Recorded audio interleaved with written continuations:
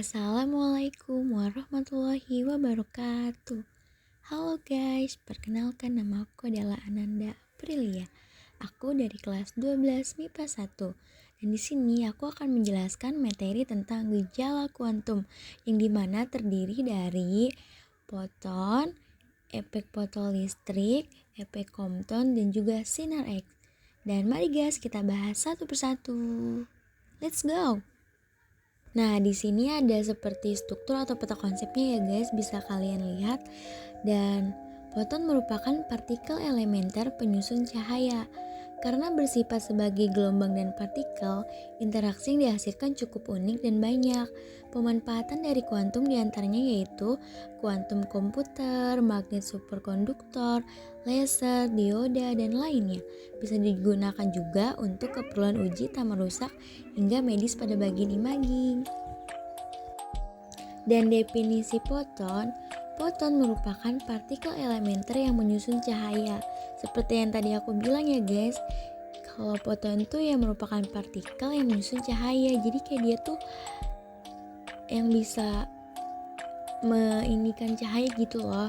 Sebelum Einstein mengemukakan bahwa cahaya terdiri dari suatu yang disebut kuanta, cahaya dianggap sebagai gelombang elektromagnetik secara umum. Melalui percobaan menggunakan Meissner interferometer, didapatkan bahwa cahaya terdiri dari kumpulan kuanta yang sekarang disebut sebagai foton. Foton bersifat sebagai gelombang dan juga sebagai materi. Pembuktian bahwa foton merupakan materi didapatkan dari pemikiran Einstein mengenai efek fotolistrik. Dan ini adalah rumusnya ya guys. Nah, ini contoh soalnya ya. Jika suhu benda dinaikkan, yang akan terjadi adalah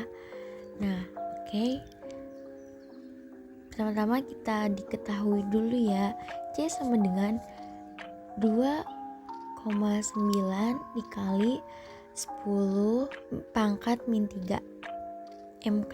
Nah, ini tuh kita dapat dari sini ya guys, tuh yang di dalam kurung. Nah, terus panjang gelombang atau yang disebut dengan simbol lambda itu 300 nm. Nah, dapat dari sini ya guys yang grafiknya. Lalu ditanyakan, apabila suhu dinaikkan yang terjadi adalah, rumus pergeseran Wien itu panjang gelombang T sama dengan C. Panjang gelombang T sama dengan C per T. Nah, dari rumus tersebut, apabila suhu dinaikkan dari suhu yang ada, maka panjang gelombang akan semakin berkurang nilainya. Nah, sekarang kita lanjut ke efek fotolistrik. Nah, ini gambarnya ya guys. Dan jadi efek fotolistrik adalah gejala terlepasnya elektron pada permukaan logam karena menyerap radiasi gelombang elektromagnetik. Jadi kayak ini tuh menyerap gitu loh radiasi yang ada di gelombang elektromagnetik. Nah, adapun ilustrasi efek fotolistrik bisa kamu lihat pada gambar berikut. Nah, jadi ini ya ilustrasinya seperti ini. Nah, setelah mengamati ilustrasi tadi, jadi dari gambar ilustrasi tadi terlihat bahwa saat atom-atom pada logam menyerap radiasi foton dari gelombang elektromagnetik, sebagian elektron di dalam atom akan terlepas. Semakin besar intensitas penyinarannya, semakin banyak elektron yang akan terlepas. Nah, ternyata elektron-elektron yang terlepas dari permukaan logam ini bisa menghasilkan arus listrik. Hal itu bisa dibuktikan dengan menghubungkannya pada sistem rangkaian listrik tertutup. Semakin besar intensitas radiasi fotonnya, semakin besar kuat arus yang terukur pada amperemeternya. Dan ini adalah rumusnya. Dan ini contoh soalnya. Suatu logam dikenai sinar ungu yang frekuensinya 1016 Hz jika energi ambang permukaan logam tersebut 1/2 kali energi foton yang dibawa oleh sinar ungu. Berapakah energi kinetik elektron yang akan terlepas? Nah, diketahui F sama dengan 1016 Hz, WO-nya 1/2 ditanyakan X max. Nah, untuk menentukan energi kinetik maksimum, gunakan persamaan berikut. X max sama dengan HF dikurang WO sama dengan HF dikurang 1/2 HF sama dengan 1/2 HF, lalu sama dengan 1/2 buka kurung 6,6 dikali 10 pangkat min 34, lalu buka kurung lagi 10 pangkat 16. Nah jadi hasilnya tuh sama dengan 3,3 kali 10 pangkat min 18J. Jadi energi kinetik elektron yang akan terlepas adalah 3,3 dikali 10 pangkat min 18J. Nah sekarang kita lanjut ke efek Compton. Bisa kalian lihat ya gambarnya. Jadi efek Compton adalah efek yang terjadi ketika ada gelombang cahaya yang biasa disebut dengan foton yang menabrak ke elektron. Foton bentuknya adalah cahaya. Dia adalah sebuah gelombang yang bersifat menghambat, sedangkan elektron merupakan satu partikel atau zat.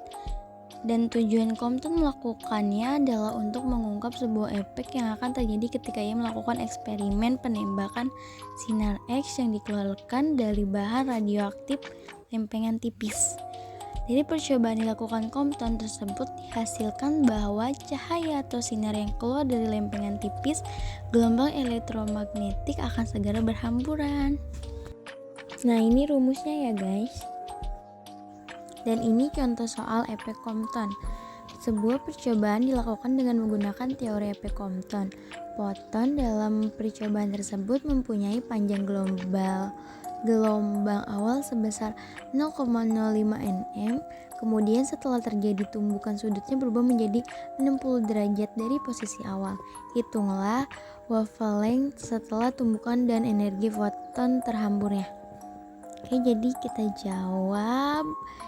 Kita diketahui dulu ya, lambda itu 0,05 nm dan 0/60 derajat, maka panjang gelombang atau wavelength setelah tumbukan adalah lambda turunan dikurang lambda sama dengan H per MO dikali C buka kurung 1 min cos O tutup kurung, dan lambda turunan dikurang 0,05 sama dengan 6,626 dikali 10 derajat min 34 per 9,1 kali 10 pangkat min 31 dikali 3 dikali 10 pangkat 8 buka kurung 1 dikurang cos 60 derajat.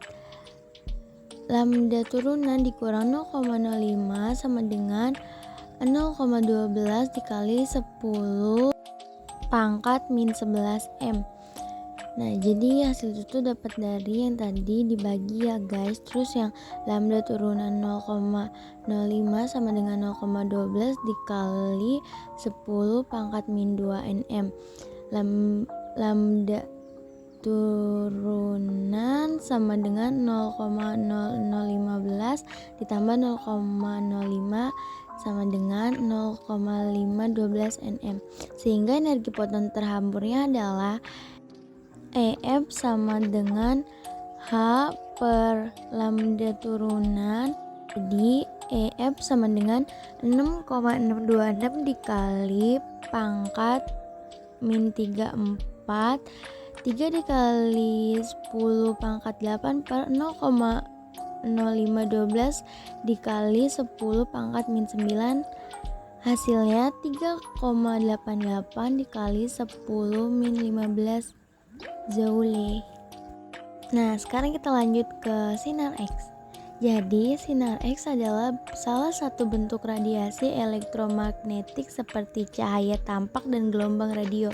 Karena sinar X memiliki energi yang lebih tinggi daripada cahaya tampak, maka sinar X dapat menembus tubuh manusia. Pertama kali sinar X ini digunakan untuk fotografi oleh Wilhelm Röntgen tahun 1895. Dan ini rumus sinar X-nya. Dan untuk contoh soalnya, berapa besar dosis serap dalam gerai dari suatu materi yang masanya 100 gram bila materi tersebut menyerap energi radiasi pengion sinar X sebesar 2 kali 10 pangkat min 4 Z. Nah jadi kita jawab dosis E per M diketahui M sama dengan 100 gram sama dengan jadi 0,1 kg sama dengan 2 dikali 10 pangkat min 4 J. Jadi dosisnya 2 kali 10 pangkat min 4 per 0,1 sama dengan 2 kali 10 min 3 GY. Jadi itu hasilnya ya guys. Dan akhirnya selesai, dan mungkin itu saja yang bisa aku jelaskan dan aku presentasikan. Kurang lebihnya aku mohon maaf jika ada kesalahan kata atau apapun itu, karena aku juga masih belajar. Jadi cukup sekian, terima kasih, bye bye. Thanks for watching.